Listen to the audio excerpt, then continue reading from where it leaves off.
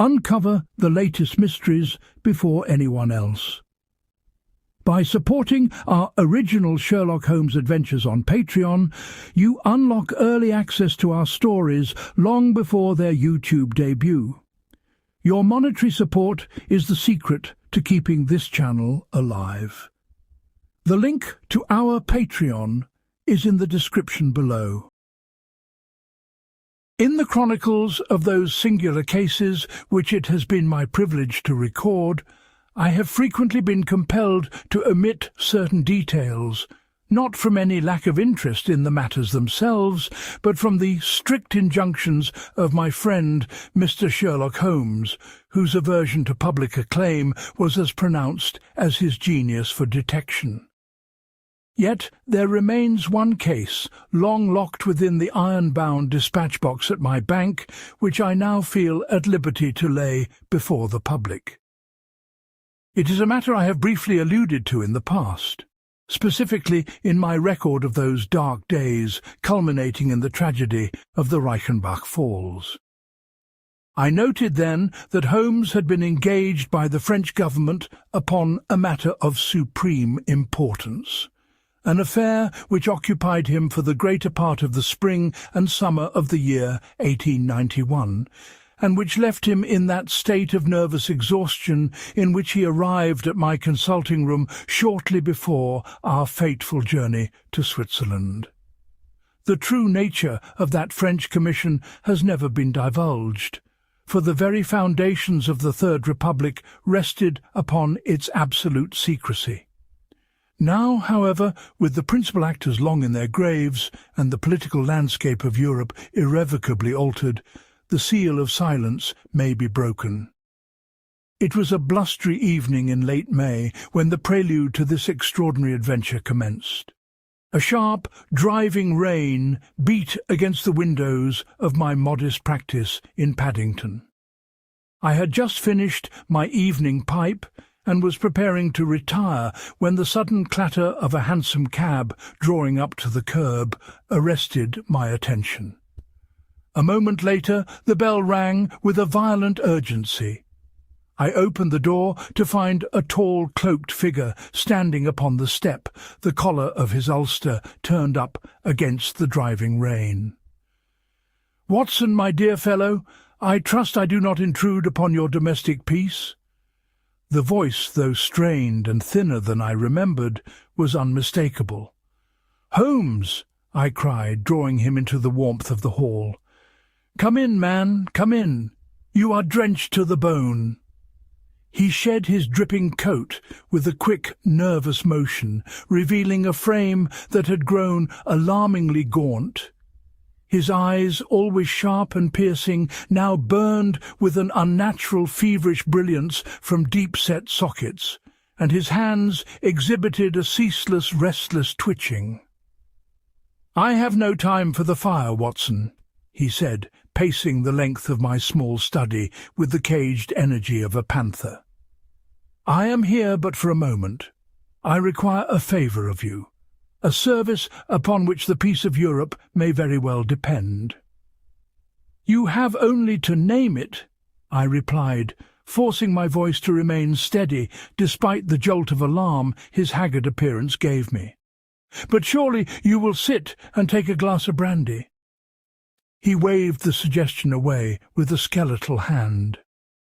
"The game is afoot, Watson. It is moving at a terrifying pace, and I must keep ahead of the hounds. I depart for Paris on the night boat from New Haven." "Paris? But what of your practice here?" "My practice is but a series of humdrum trifles compared to the colossal machinery that has been set into motion across the Channel. You recall, Watson, that I have frequently expressed my admiration for the audacity and intellect of the criminal mind, even as I deplore its manifestations. But I tell you now, I have brushed against a web of such intricate and diabolical design that it makes all my previous endeavours seem like the fumblings of a child." He stopped his pacing and fixed me with a stare of intense gravity. "Tonight, Watson, I must entrust you with a secret. Should I not return from France, or should you hear reports of a sudden and violent political upheaval in Paris, you are to take this sealed envelope to my brother Mycroft at the Diogenes Club. He alone will know how to utilize its contents to mitigate the ensuing disaster." He produced a thick envelope, sealed with a crest I did not recognize, and pressed it into my hands. "What manner of disaster, Holmes?" I asked, my blood running cold at his earnestness. "The collapse of the Third French Republic," he replied quietly. "The plunging of a nation into the chaotic abyss of anarchy and civil war, leading inevitably to a continental conflagration. And all of this, Watson, hinges upon a handful of yellowed paper, the letters of Napoleon." "Napoleon? The Emperor?" "The very same. Written during the 100 Days, addressed to certain figures whose descendants now hold the highest offices in the French government. The letters contain irrefutable proof of treachery, hidden fortunes, and secret pacts that would entirely delegitimize the current regime. For decades they have rested in a subterranean vault beneath the National Archives in Paris, a sword of Damocles suspended over the head of the Republic. 3 days ago the vault was breached. The letters are gone." I gasped. "But who could have achieved such a feat?" "That is precisely what I have been summoned to discover," Holmes said, a grim smile playing upon his thin lips. "The President of the Republic himself dispatched his most trusted emissary to Baker Street. The Sûreté is baffled. The political police are paralyzed by terror. They suspect a highly organized anarchist syndicate, a cell of the most vicious radicalism, intent upon publishing the letters and lighting the powder keg of Parisian public sentiment. But I see the hand of a greater intelligence behind this, Watson. A dark, calculating brain that uses these anarchists as mere pawns upon a chessboard." He checked his pocket watch, snapping it shut with a sharp click. "I must go. The boat train waits for no man, not even when the fate of an empire is in his portmanteau. Keep the envelope safe, Watson, and pray that my wits are as sharp as the guillotine the anarchists wish to erect." With a swirl of his coat, he was gone, swallowed by the stormy London night, leaving me to stare at the sealed envelope in my hands with a profound sense of foreboding. For the next 3 months my friend vanished entirely from my view. The summer of 1891 brought with it an unusual heat, and as I went about my daily medical rounds, my mind frequently drifted across the Channel, wondering in what dark alleys or opulent salons Sherlock Holmes was exercising his singular faculties. Occasionally a cryptic telegram would arrive, bearing a French postmark. "The scent is strong, but the hounds are clever," read one from Lyon. "Found the nest, but the birds have flown," read another from Montmartre. It was not until a crisp evening in early September, shortly before our fateful departure for the continent, that Holmes finally recounted the full narrative of his Parisian endeavour. He sat by the fire in my consulting room, wrapped in a dressing gown, his face still pale, but his eyes alight with the satisfaction of a master craftsman who has completed a taxing labour. I took up my notebook, and it is from those hasty scribblings, filled out by my own recollection, that I construct the following account. "Upon arriving in Paris," Holmes began, steepling his long, thin fingers, "I was immediately conveyed in a closed carriage to the Élysée Palace. The atmosphere was one of palpable terror. I was ushered into a private cabinet where the President, Monsieur Sadi Carnot, awaited me alongside the Minister of the Interior and Monsieur Bertillon, whose work in anthropometry I have long admired, despite its occasional rigidities. They laid the facts before me. The vault beneath the Archives Nationales is a marvel of modern engineering, protected by a combination lock of 6 dials and guarded by 2 sentries who are relieved every 4 hours. Yet between the hours of 2 and 6 in the morning, on the 24th of May, the vault was opened. The iron lockbox containing the letters was prized apart, and the documents vanished. The sentries swore they heard nothing, saw nothing, and upon examination were found to be completely ignorant of the theft until the morning inspection. "A combination lock of 6 dials," I remarked. "Surely that suggests an inside job, someone with access to the cipher." "An elementary deduction, Watson, and precisely the one the Sûreté had leaped upon," Holmes replied with a slight chuckle. "They had already arrested 3 clerks and the Undersecretary of the Archives, but a brief examination of the scene convinced me otherwise. I descended into the vault, accompanied by a thoroughly exasperated inspector of the Parisian police. The subterranean chamber was lit by electric lamps, throwing harsh shadows against the ancient stonework. I examined the lock of the vault door. It was unharmed. The dial had been manipulated, yes, but not by one who knew the cipher. I observed microscopic scratches upon the brass casing, the telltale marks of a highly sophisticated mechanical resonator, a device used by the most advanced safecrackers to listen to the tumblers falling into place. I then turned my attention to the floor. The French police had trampled the scene, of course, but the vault was deep, and the dust of ages is not easily disturbed. I spent 3 hours upon my hands and knees with my lens. It was a most profitable exercise. "What did you find?" I asked, thoroughly engrossed. "Several things of supreme interest. First, a tiny pile of ash in the corner, far too fine for a cigar or a standard English pipe. It was the ash of a Père Andoche cigarette, a cheap, potent brand, favoured almost exclusively by the labouring classes of the Parisian faubourgs.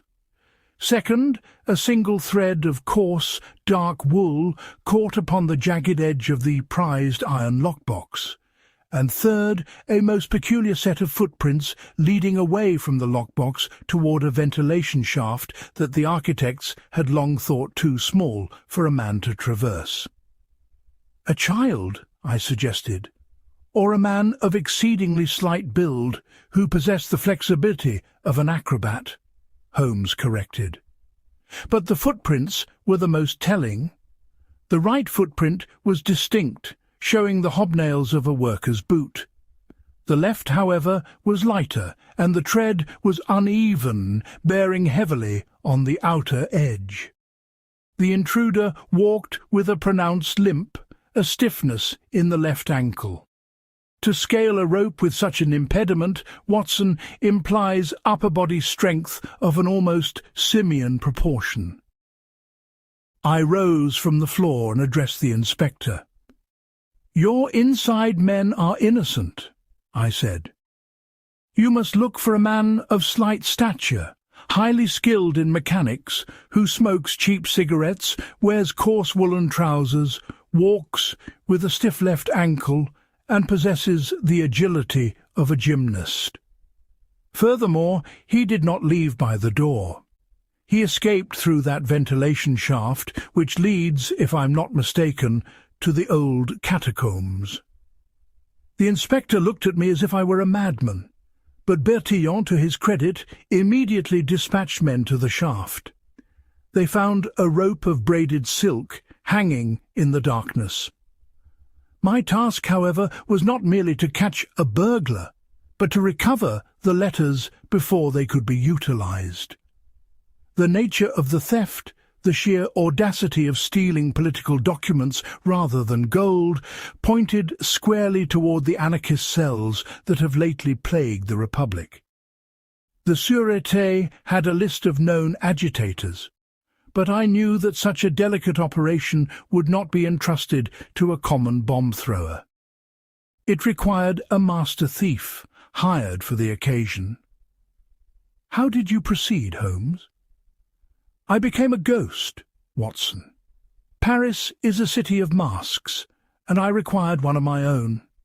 I took lodgings in a miserable garret in the Belleville district. For a week I was Jacques, an aged, bitter communard, my face dirtied with soot, a distinct tremor in my hands, and a heart full of supposed hatred for the bourgeoisie. I frequented the lowest cabarets, drinking absinthe that tasted of copper, and listening. The things one hears when men believe they're among their own kind.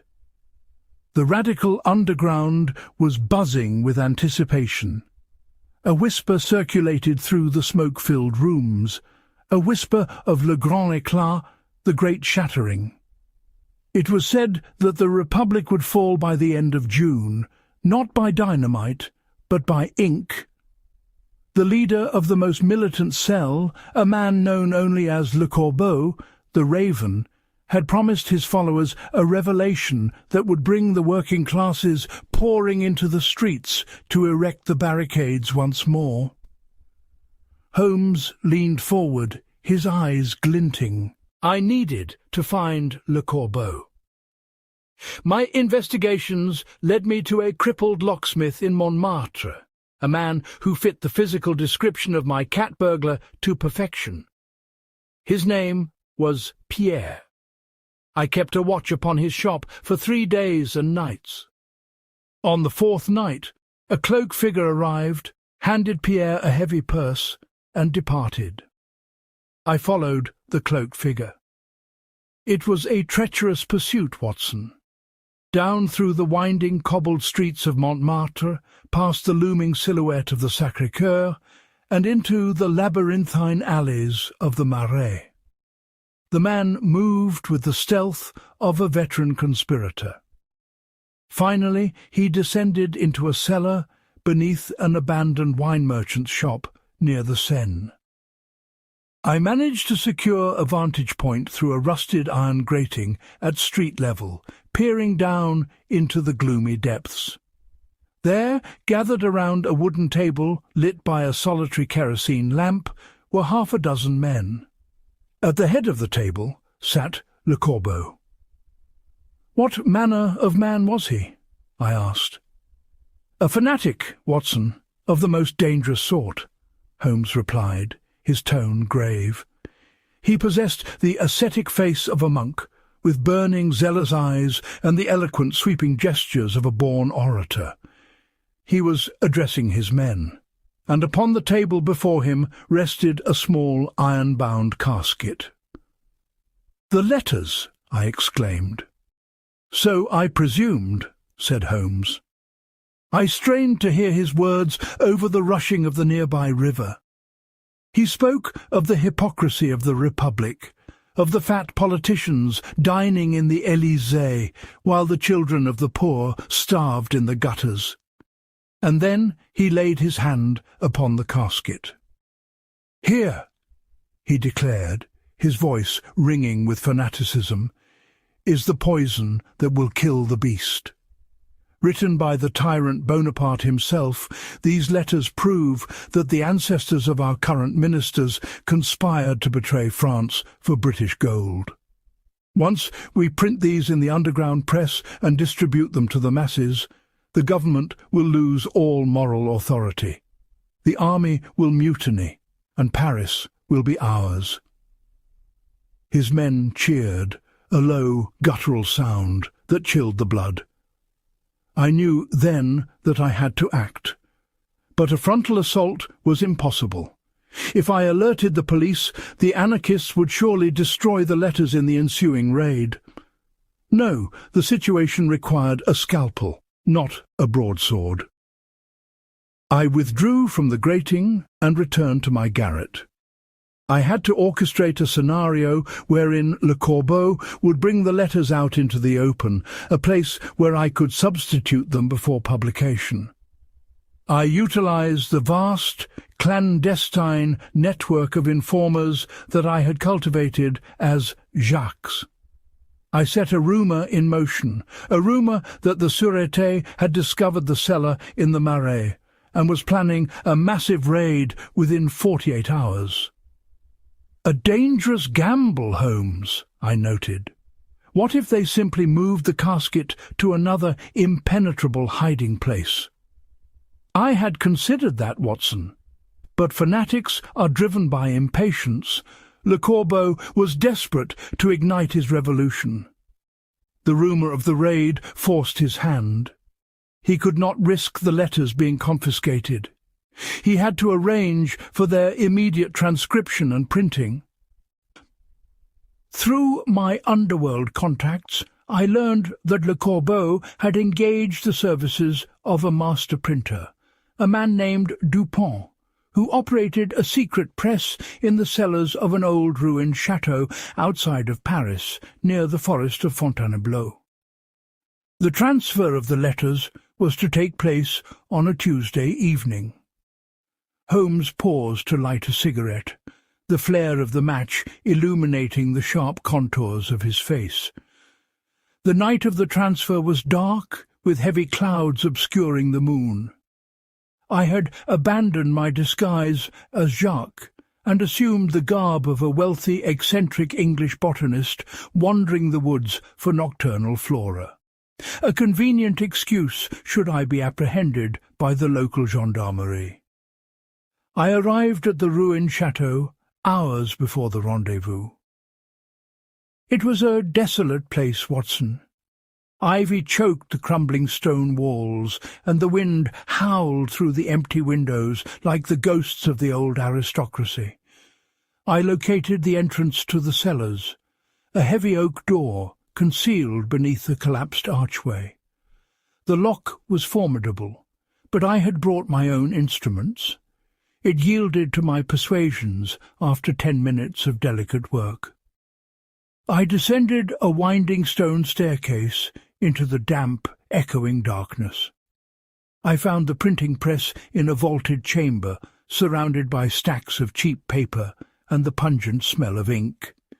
And there, waiting in the gloom, was Dupont, the printer. He was a timid, rat-like man, clearly terrified of the men he served. I emerged from the shadows, the barrel of my Webley revolver catching the dim light of his solitary candle. He nearly swooned. "Make a sound, Monsieur Dupont, and you shall meet your Maker before your revolution begins," I whispered in my most flawless French. I quickly interrogated him. He confessed that Le Corbeau was arriving at midnight with the casket. His instructions were to set the type immediately and run off 10,000 copies by dawn. I had anticipated this. Anticipating the necessity of a substitute from the very moment I deduced the political nature of the theft, I produced from my coat a meticulously forged stack of documents. During my first week in Paris, before ever assuming the guise of Jacques, I had spent 3 sleepless nights fabricating them. I used paper chemically aged to resemble the era of the 100 Days, and ink compounded to mimic the precise faded sepia of the time. The handwriting was a flawless reproduction of Napoleon's hasty scrawling script, a feat which, I must confess, taxed even my calligraphic skills to their limit. "What did these forged letters say?" I asked, thoroughly amazed by his foresight. Holmes chuckled softly. They contained nothing but the Emperor's mundane complaints regarding the dampness of his quarters at Elba, a detailed and incredibly tedious treatise on the cultivation of the sugar beet, and a series of affectionate but profoundly boring inquiries after the health of various obscure relatives. Should they be published, they would incite nothing but a profound lethargy among the reading public of Paris. "Brilliant, Holmes!" I cried. I bound Dupont, who was paralyzed with fear, his wide, terrified eyes shining in the gloom, and gagged him securely, placing him in a dark alcove. Holmes continued. I then took his apron, smeared my hands and face with printer's ink, and awaited the arrival of the anarchists. At the stroke of midnight, the heavy cellar door groaned open. Footsteps echoed on the stone stairs. Le Corbeau descended, accompanied by 3 of his most formidable thugs. He carried the iron casket as if it were a holy relic. "Dupont," he hissed into the gloom, "are you ready?" I stepped forward into the dim circle of candlelight, keeping my face lowered. "Ready, citizen," I mumbled, mimicking Dupont's reedy voice. Le Corbeau placed the casket upon a sturdy table. He unlocked it with a key from his breast pocket and opened the lid. Inside lay a bundle of letters, bound in faded red ribbon, radiating a faint, musty odour of antiquity. The true letters of Napoleon. Le Corbeau touched them reverently, his fingers trembling with an almost religious zeal as he handled the delicate paper. "Here is the death warrant of the Republic," Le Corbeau said, his eyes ablaze. "Begin setting the type at once. We wait outside. Guard the door." He turned and led his men back up the stairs, leaving me alone with the prize. I wasted no time. I slipped the genuine letters into the spacious inner pocket of my coat and replaced them in the casket with my forged bundle of sugar-beet treatises. I then made a great show of clattering the metal type and turning the heavy wheels of the press, creating the illusion of furious labour. For 2 hours I maintained this charade, the genuine letters burning against my ribs. Finally I heard the door open again. It was time for my exit. I threw a small vial of a chemical compound I had prepared onto the hot iron of the printing press. It instantly produced a dense, choking cloud of thick, noxious white smoke. As the smoke filled the cellar, blinding my adversaries and sending them into fits of coughing, I dashed for a secondary egress I had noted earlier, a narrow coal chute that led out to the rear grounds of the chateau. I scrambled up the chute with the desperate agility of a pursued fox, emerged into the cool night air, and ran for the cover of the forest. I could hear the muffled shouts from the cellar beneath me, the sounds of doors being smashed, and finally the enraged roars of Le Corbeau as he discovered his printer bound and gagged, and the supposedly explosive letters revealing themselves to be nothing more than agricultural observations. Holmes paused, taking a long sip of water. His face, animated by the retelling, seemed to settle back into a mask of weary gravity.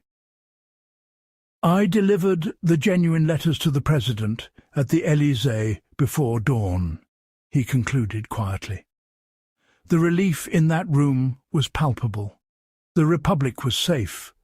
The government quietly arrested Le Corbeau and his inner circle a week later on unrelated charges of conspiracy, ensuring the threat was neutralized without ever admitting the letters had been compromised.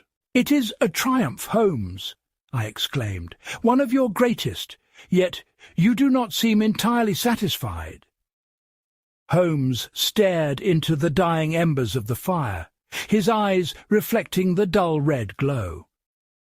"Because, Watson, it was not a complete victory.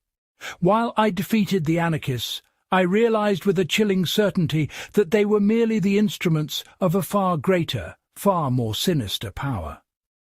"The mastermind you suspected?" "Yes. During my surveillance of Le Corbeau's cellar in the Marais, I observed the purse that the cloaked figure handed to the crippled locksmith, Pierre. It was of a very specific manufacture, a heavy leather pouch with a silver clasp, of English make. Furthermore, when I examined the genuine letters back at my lodgings before returning them to the President, I found a small slip of paper tucked amongst them. It was a receipt for a deposit at the Crédit Lyonnais, drawn upon a front company that I have long suspected is controlled by an English mathematician. The air in the study seemed to grow suddenly colder. I knew the name before he spoke it. "Professor Moriarty," I breathed. "Indeed," Holmes said, his voice dropping to a whisper.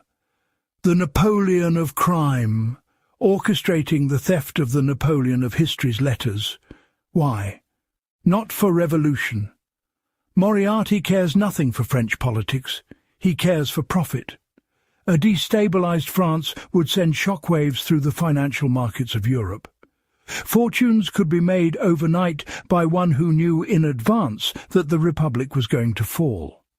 He financed the theft, he provided the master safecracker, and he manipulated Le Corbeau's fanaticism to serve his own incredibly lucrative ends.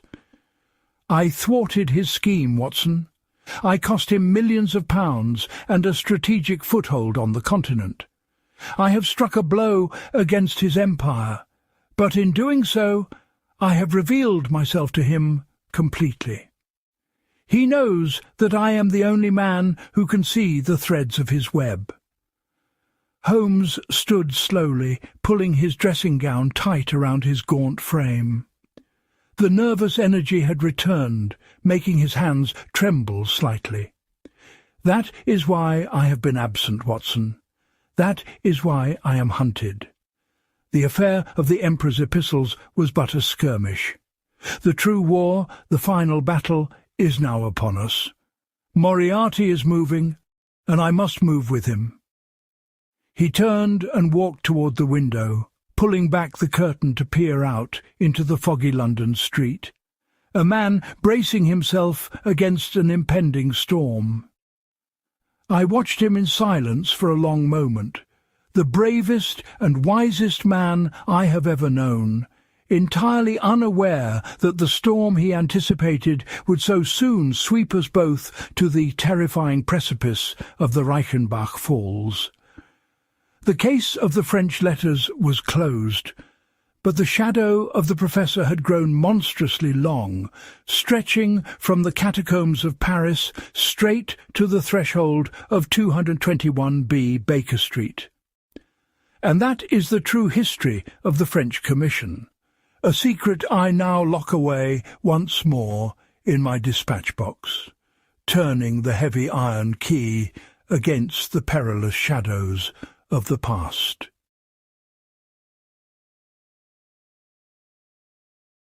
Thanks for joining me for another original mystery.